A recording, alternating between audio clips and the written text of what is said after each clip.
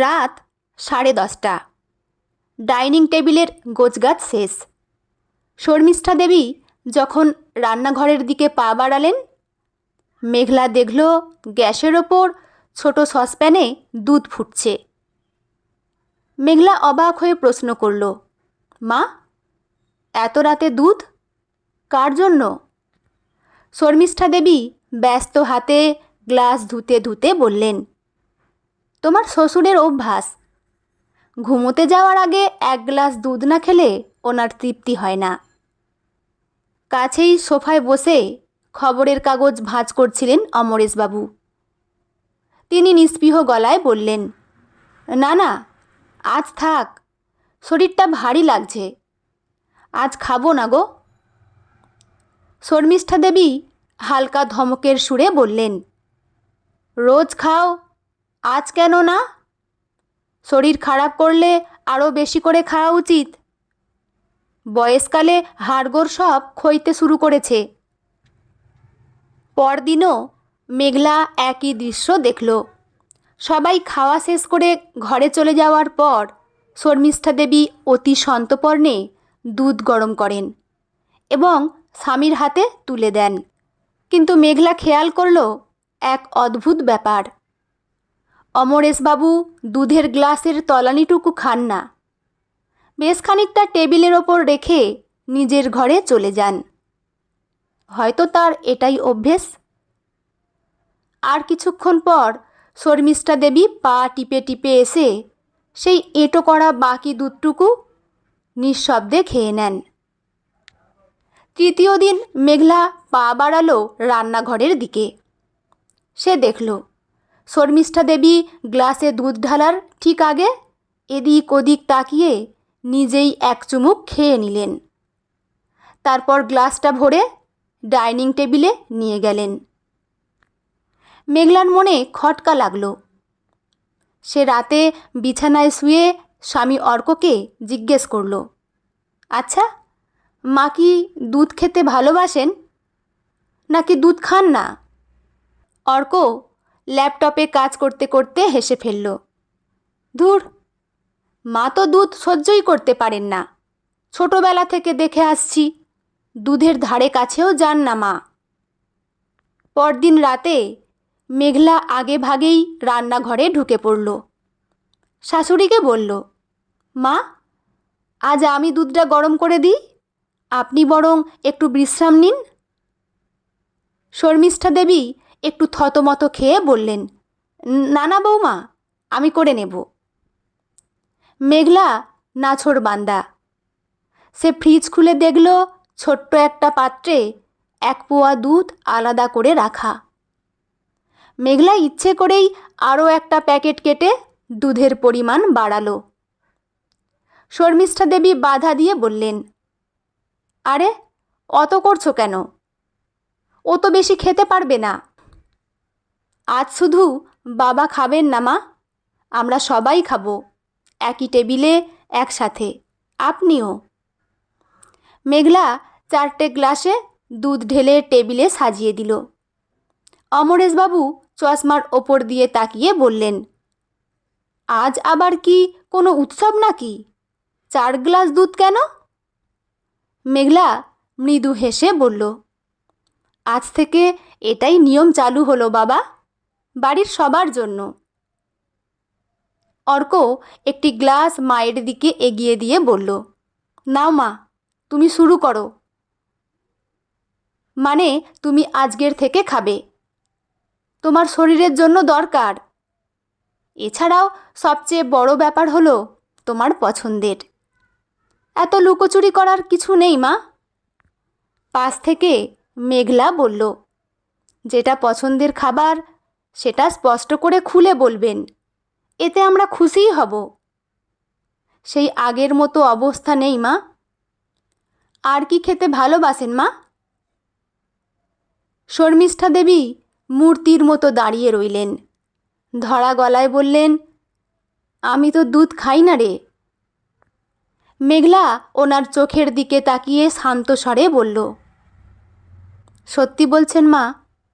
নাকি কোনো দিন আপনাকে খাওয়ার সুযোগ দেয়া হয়নি বলে আপনি ইচ্ছে মনে থাকা সত্ত্বেও নিজেকে সামলেছেন।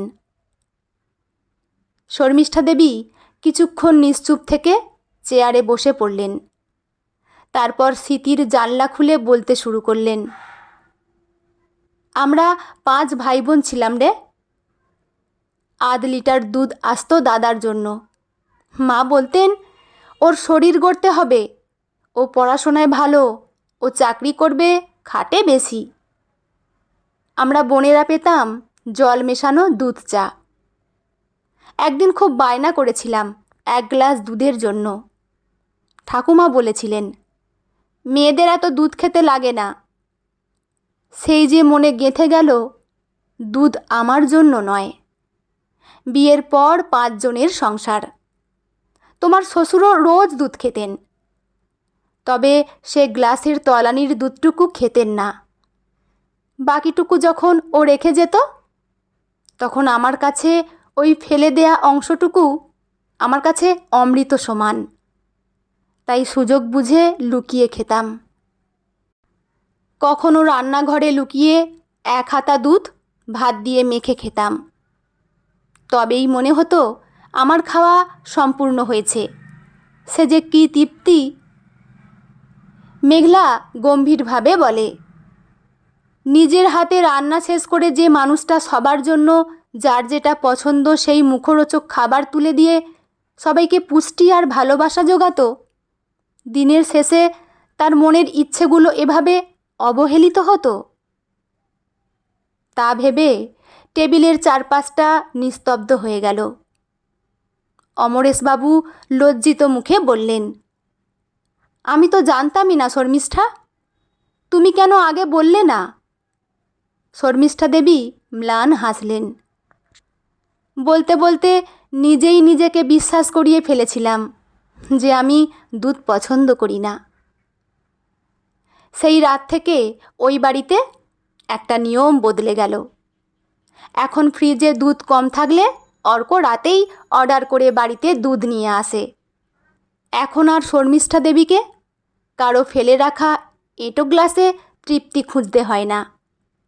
তিনি এখন নিজের গ্লাসটা নিজের অধিকারে তুলে নেন।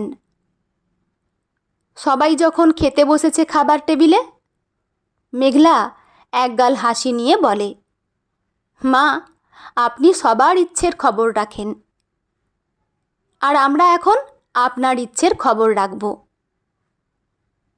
এখন মাঝে মধ্যেই মেঘলা রান্নাঘরে নতুন নতুন আয়োজন করে।